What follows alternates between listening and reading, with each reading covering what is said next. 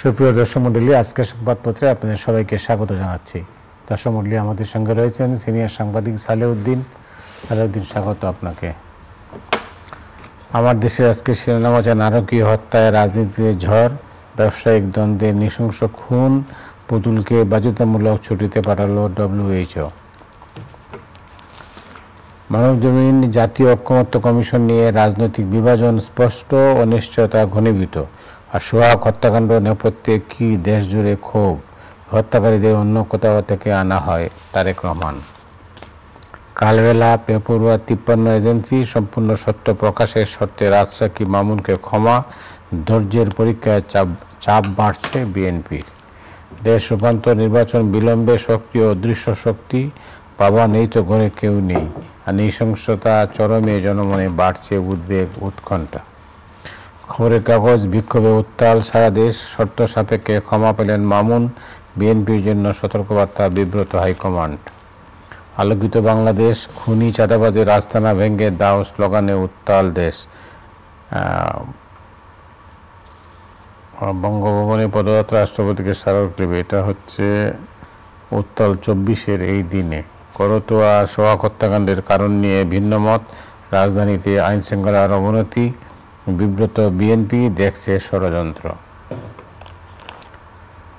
সালেউদ্দিন, আপনি জানেন যে আজকে বৃষ্টির কারণে অনেক কাগজই আসে নাই, তো যে কয়টা কাগজ আসছে সব কটা কাগজেই আপনার সোহাগ হত্যাকাণ্ড নিয়েই মূলত লিড শিরোনাম, প্রধান শিরোনাম হয়েছে। তো আপনি জানেন যে পুরান ঢাকায় এই হত্যাকাণ্ডটা হয়েছে প্রকাশ্য দিবালোকে। 2-3 দিন এটা গোপন ছিল, 3 দিন পরে এটা প্রকাশ্যে আসছে এবং এটা নিয়ে ভিন্ন মত হচ্ছে, রাজনৈতিক উত্তাপ বাড়ছে এবং যথারীতি মানে দুই ভাগে বিভক্ত হয়ে পড়েছে রাজনীতি। মতো এই পুরান ঢাকায় এই ধরনের আরেকটা ভয়াবহ ঘটনা ঘটেছিল, আপনার স্মরণ আছে যে দুইটা এত বড় ভয়াবহ ঘটনা যে বাংলাদেশকে এটা নাড়া দিয়েছে। এটা বর্বরাতের একটা চূড়ান্ত সীমায় এই হত্যাকাণ্ডটা গিয়েছে এবং এটা সভ্যতার, আমরা যে সভ্য জাতি না এরকম একটা জিনিস কিন্তু প্রকাশিত হয়। কিন্তু পুরান ঢাকার প্রথম যে ঘটনাটা বিশ্বজিৎ হত্যাকাণ্ড, এটা ছিল একটা রাজনৈতিক হত্যাকাণ্ড। সেখানে সরকারি দল তার পান্ডা বাহিনী হত্যাকাণ্ড ঘটিয়েছে। আর এই যে মিটপুটের যে ঘটনাটা, এটা বলা হয়ে থাকে যে যিনি নিহত হয়েছেন এবং যারা হত্যাকাণ্ডের সঙ্গে যুক্ত তারা সকলেই বিএনপির রাজনীতির সঙ্গে যুক্ত। যদিও বিএনপি অস্বীকার করেছে যে তাদের রাজনীতির সঙ্গে যুক্ত না, কেউ কেউ স্বেচ্ছাসেবক দলের রাজনীতিতে যুক্ত এবং তাদের পক্ষ থেকে এইভাবে বলার চেষ্টা করা হচ্ছে যে স্বেচ্ছাসেবক দল, আরও যে বিএনপির অঙ্গ সংগঠন, এত অঙ্গ সংগঠন, এত কমিটি, এগুলাকে সবসময় এটাকে ওয়াচের মধ্যে রাখা যায় না। কিন্তু ঘটনাটা নির্মমতায় যদি আমরা এটা দেখি মতি ভাই, বিএনপি এই ঘটনার সঙ্গে রাজনীতি যুক্ত হয়ে গেছে। কারণ এই হত্যাকাণ্ডটা একটা প্রশাসনিক কর্তৃত্ব হয় নাই এবং একটা রাজনৈতিক স্বার্থ হয় নাই। যদি দেখা যেত যে একটা রাজনৈতিক স্বার্থে একটা দল আর একটা দলকে দমন করতেছে, দাবিয়ে দেওয়ার চেষ্টা করতেছে, অথবা প্রশাসনের সহায়তায় একটা হত্যাকাণ্ড ঘটিয়েছে, তাইলে এটা একটা রাজনৈতিক হত্যাকাণ্ড বলা যেত।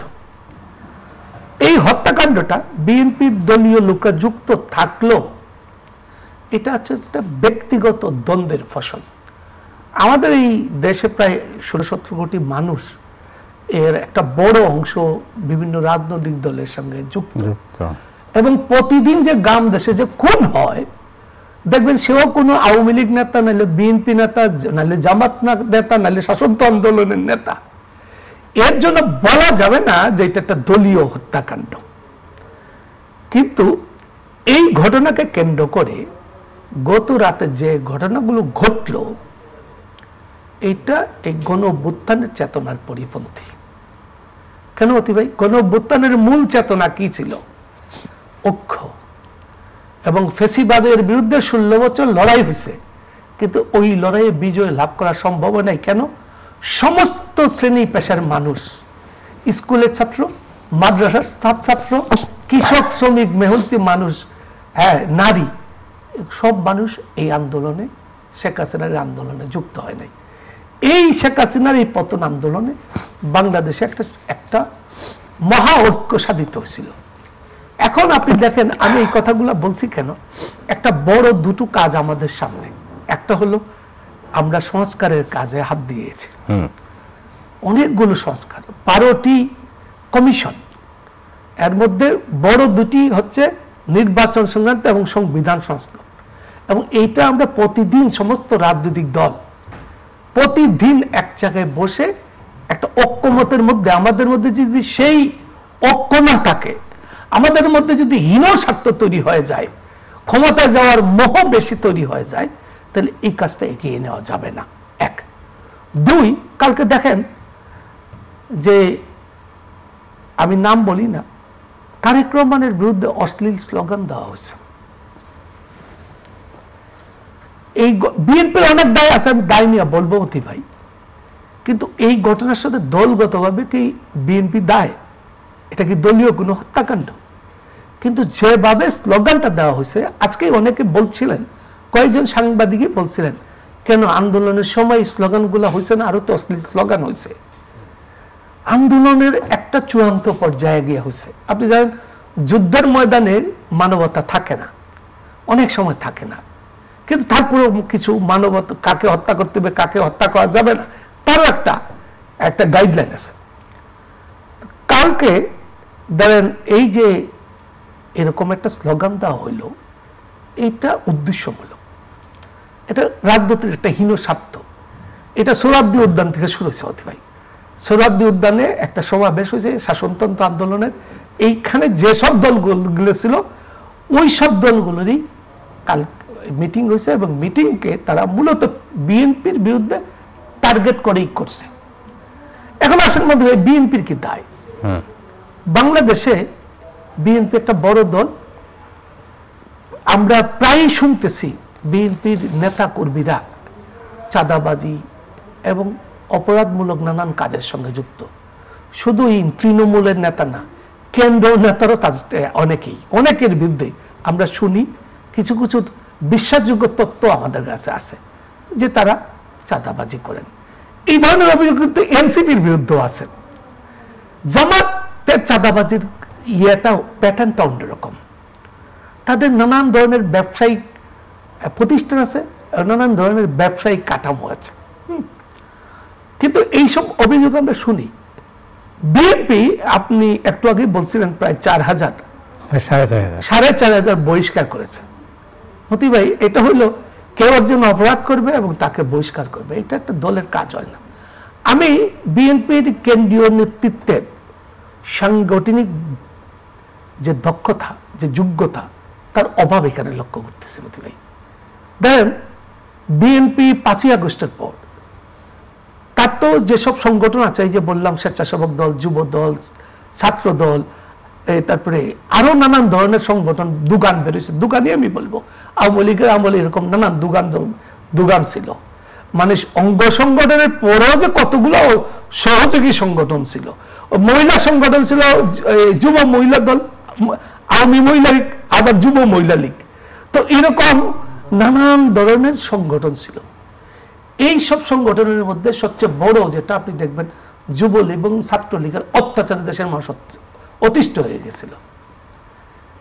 এই ছাত্রদল, যুবদল যারা করে, তাদের ইয়েটা দেখবেন, এইখানে এই ছাত্রদল, যুবদল, এই সমাজ থেকেই তো আসা। ওই ছাত্রলীগের ছেলেটা যে গর্তিকে আসছে, তার পাশের গর্তিকে যুবদলের ছেলেটা আসছে। একই সমাজ, একই শিক্ষা, একই সংস্কৃতি, একই আবহাওয়া, বাতাসের মধ্যে বড় হওয়া। ফলে আমি দেখি না যে ওই এই জায়গা থেকে তারা যে অপরাধ মুক্ত হয়ে যাবে তা না, কিন্তু একটা দলের দায়িত্ব কি? আমি তো মনে করি এইসব অঙ্গ সংগঠনগুলোকে বিলুপ্ত করে দেওয়া, এগুলো হচ্ছে দলের জন্য একটা বোঝা। এত অঙ্গ সংগঠন থাকবে কেন? পৃথিবীর কোন দেশে এত, আমাদের ইন্ডিয়ার বাংলাদেশে কিছু যুব সংগঠন আছে, হ্যাঁ, এগুলো কেন থাকবে? এইগুলা অনেক রাজনৈতিক দল এই বোঝা টানছে। তারা এখন মনে করতে পারে আমাদের যে এই আবার সরকার বিরোধী আন্দোলনের সময় এইসব বাহিনী দরকার। আমাদের এইসব রাজনীতির থেকে আমাদেরকে আবার আন্দোলন করব, আবার সংগ্রাম করব, এইসব চিন্তা মাথায় বাদ দিয়া যে মহাগণ অভ্যুত্থান আমাদেরকে একটা সম্ভাবনার জায়গায় নিয়ে গেছিল, এটাকে আমরা মোটামুটি সফলের জায়গায় নিয়ে যাওয়ার দায়িত্ব আমাদের। এখানে আমরা মোটামুটি সংস্কার করব, একটা নির্বাচনী ব্যবস্থা গড়ে তুলব, যে তত্ত্বাবধায়ক সরকারটা বাতিল হয়ে গেছিল সেই তত্ত্বাবধায়ক সরকারটা আমরা গঠন করব, এবং ধীরে ধীরে যদি আমরা নির্বাচনী সুষ্ঠু ব্যবস্থা গড়ে তুলতে পারি, আমরা যদি পরপর নির্বাচন হয় আর এর মধ্য দিয়ে যদি জনগণের অধিকার প্রতিষ্ঠা হয়, এবং আমাদের যেসব সাংবিধানিক প্রতিষ্ঠান এইগুলোর কাঠামোগুলো যদি আমরা মজবুত করতে পারি, আস্তে ধীরে আমাদের সবকিছু ভালোর দিকে এগিয়ে যাবে। এখন আমরা একদিনে সব সংস্কার করা না, কিন্তু সালাউদ্দিন আপনি যেটা বললেন যে মানে 24-এর গণ অভ্যুত্থানের চেতনার পরিপন্থী এই অবস্থায় সংস্কারের কথা বলছেন, এরপরে আবার রাজনৈতিক এই দলগুলো আবার এক টেবিলে কিভাবে বসবে? আমি তো সেই কথাটাই বললাম মতি ভাই, এটা একটা অস্বস্তিকর পরিস্থিতি তৈরি করা হয়েছে। এখানে জামাতের যেসব নেতৃবৃন্দ আছেন তারা অত্যন্ত অভিজ্ঞ নেতৃবৃন্দ হিসাবে আমরা মনে করি। তাদের তো দীর্ঘদিনের সাথী ছিল বিএনপি, বিএনপিরও দীর্ঘদিনের সাথী বিএনপি জামাত। এখন এই যেভাবে ইসলামী শাসনতন্ত্র আন্দোলনকে বিএনপির এক নেতা খারাপভাবে বলেছেন, তার জবাবে ওরা কি বলছে যে বিএনপি একটা চুরের দল। আর যেভাবে এনসিপি এবং বিশ্ববিদ্যালয় থেকে ইসলামী ছাত্র শিবির, ছাত্র সেনা এবং নাগরিক পার্টি তাদের অঙ্গ সংগঠন যে ভাষায় মিছিলটা করেছে, যে স্লোগানগুলো ব্যবহার করেছে, এগুলো আমাদের ঐক্যের। আমাদের যে ফেসিবাদের যে লড়াই, আমাদের একটা বড় ফেসিবাদ আমাদের আছে, যাকে আমরা পালিয়ে গেছে কিন্তু তাকে আমরা নিশ্চিহ্ন করে নাই। তার অর্থনৈতিক সিন্ডিকেট, তার সাংস্কৃতিক সিন্ডিকেট এবং তার সমস্ত কিছু এখনো রয়ে গেছে, এবং তার পক্ষে একটা বড় দেশ আছে। ফলে এরকম একটা দানবের দল এখনো জিন্দা। এই অবস্থায় আমাদের এই ঐক্য বিনষ্টর এই যে চেষ্টা, এটা একটা হীন রাজনৈতিক স্বার্থ। এটা এই রাজনৈতিক স্বার্থ হলো বিএনপিকে ঘায়েল করা। কিন্তু বিএনপি এই যে বিএনপিকে ঘায়েল করছে, বিএনপি যে একটা বড় দল, বিএনপি কি ভূমিকা পালন করেছে প্রতিভাবে বলেন? বিএনপি কি তার এই যে যারা এই গণভ্যুত্থানে অংশ নিছে, বিএনপি কি সবাইকে ডাকে একটা সম্মেলন করতে পারতো শুরু থেকেই? একটা জাতীয় সম্মেলন, আসেন আমরা দেশটা কিভাবে গঠন করব, আলাপ করব। বিএনপি তো সেই নেতৃত্ব দিতে পারত। বিএনপি এই ছাত্রদেরকে যেভাবে বিএনপি নেতৃবৃন্দ যে ভাষায় কথা বলছেন, হ্যাঁ, শুরুতে বিএনপি নেতৃত্বের ছাত্রদেরকে চোর ডাকাত ইত্যাদি নানান ভাবায় তারা এটা বলছে। 2-3 পক্ষই এগুলা করেছে প্রতিভা, এবং প্রতিটা পক্ষই হীন রাজনীতির স্বার্থ করতেছে, এবং তারা জানে না যে এই ঘটনার কারা লাভবান হচ্ছে। আমি একটা কথা একটু আগে আমি দেখলাম যে আমাদের একজন সাংবাদিক আছে ইলিয়াস, ও একটা ভিডিও বার্তা যেটা প্রকাশ করেছে, সে বলছে এই ঘটনার সঙ্গে কোনো গোয়েন্দা সংস্থা জড়িত। আজকে এই আলোচনাটা হচ্ছে, কোন গোয়েন্দা সংস্থা না থাকুক না, তবু কেউ এইখানে একটা অদৃশ্য শক্তি জড়িত। না, এটা তো পরিকল্পিত হত্যাকাণ্ড, এতে কোনো সন্দেহ নেই। জড়িতটা কেন আমি বলি মতি ভাই, এই ঘটনার ভিডিওটা 3 দিন পরে প্রকাশ হবে কেন? 3 দিন পরে কেন প্রকাশিত হবে? এটা তো সঙ্গে সঙ্গে আমাদের এখন তো না, কিন্তু এই ভিডিওটাই বা কে করলো? হ্যাঁ, প্রথমত একটা নিখুঁত ভিডিও, খেয়াল করবেন মতি ভাই, নিখুঁত একটা ভিডিও কে করলো? দ্বিতীয়ত একটা প্রশ্ন আপনার পত্রিকায় বা আর অন্যান্য পত্রিকায় আছে, মানব জীবন পত্রিকায়ও দেখলাম মতি ভাই, যে ওখানে, এবং আজকে আমি তার ওই যিনি নিহত হলেন সোহাগ, তার বোনও বলছেন যে এজাহার করার সময় 3 জন লোকের নাম ছিল যারা এই ঘটনার সঙ্গে প্রধান জড়িত, তাদের নাম বাদ দেওয়া হয়েছে। এর সঙ্গে এগুলোর আমি একটু মিল খুঁজে পাই যে এই ভিডিওটা কারা করলো। 3 দিন যদি অন্য কেউ করতো, সামাজিক যোগাযোগ মাধ্যমের চলতি পথে একজন লোক দেখতেছে করলো, সঙ্গে সঙ্গে দিয়ে দিত, কিন্তু এটা চলতি পথে না। এটা মনে হচ্ছে যে একটা পরিকল্পিত হত্যাকাণ্ড করা হচ্ছে, এবং এটা ওই যে আমাদের মনে হয় 2006 সালে যে লগি বইটার যে আন্দোলন তাণ্ডব হয়েছিল, দিয়ে বাংলাদেশে একটা ঘটনা ঘটানো হয়েছিল। আমি জানি না কারা এই ঘটনার সঙ্গে যুক্ত, এটার খুব গভীরভাবে এটা ইয়ে করার দরকার। এখন এরকম বিএনপি থেকে অভিযোগ করতেছে যে এই সরকারের মধ্যেও, তারা প্রফেসর ইউনূসকে দায়ী করে না, কিন্তু সরকারের মধ্যে তারা মনে করে এমন কতক ব্যক্তি আছেন যারা নির্বাচনকে বানচাল করে দিতে চান। এটা বিএনপির অভিযোগ। হ্যাঁ, ফলে আমরা একটা মহা সংকটের মধ্যে যাচ্ছি, মহা ক্রান্তিকালের মধ্যে দিয়ে যাচ্ছি। আমাদের এখানে ধৈর্য সহনশীলতার পরিচয় দিয়া আমরা এই আমাদের যে কার্যক্রমগুলো করা দরকার, এইভাবে যেভাবে কার্যক্রম হচ্ছে, কালকে একটা বড় অঘটন ঘটতে পারতো ঢাকা বিশ্ববিদ্যালয়ের। 3টা পক্ষ একসঙ্গে মিছিল মুখোমুখি অবস্থায় চলে গেছিল। একটা বড় অঘটন ঘটলে এর মধ্য দিয়ে আমরা কিন্তু শেষ হয়ে যেতে পারতাম। কি বলেছেন বিএনপির ভারপ্রাপ্ত চেয়ারম্যান তারেক রহমান? বলছেন যে হত্যাকারীদের অন্য কোথাও থেকে আনা হয় না। এই কথাগুলোই বললাম যে এই হত্যাকারীরা প্রথম যে ঘটনা তারা ঘটাইছে, প্রথম ওই যে ভাঙ্গারি যে ব্যবসা প্রতিষ্ঠান, ওখানে কিন্তু তাকে যা মারধর করা তারা করে ফেলছে। কিন্তু পরবর্তীতে আরেকটা গ্রুপ আসে, যে 3 জনের কথা বলতে হচ্ছে, আমি যেটা শুনলাম আর কি ভাই, এই 3 জন এসে তাকে নিয়ে গিয়ে ওখানে প্রকাশ্যে, এবং প্রকাশ্যের ঘটনাটা দেখেন, সে মারাও গেছে। মারা যাওয়ার পরেও পাথর দিয়ে 1বার 2বার না, অসংখ্যবার মারা হয়েছে, এবং এই নিখুঁতভাবে এটা তোলা হয়েছে। এখন আমাদের দেশে আমরা কোন পরিস্থিতির দিকে যাচ্ছি আমি জানি না।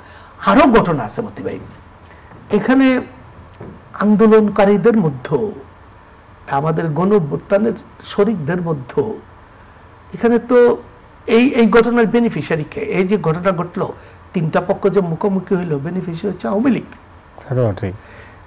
এই 3টা পক্ষ একের বিরুদ্ধে যদি যুদ্ধে জড়ায়, আমি আপনার কাছে এখানে বলে যাই, তারা আওয়ামী লীগকে ফেরত নিয়ে আসবে।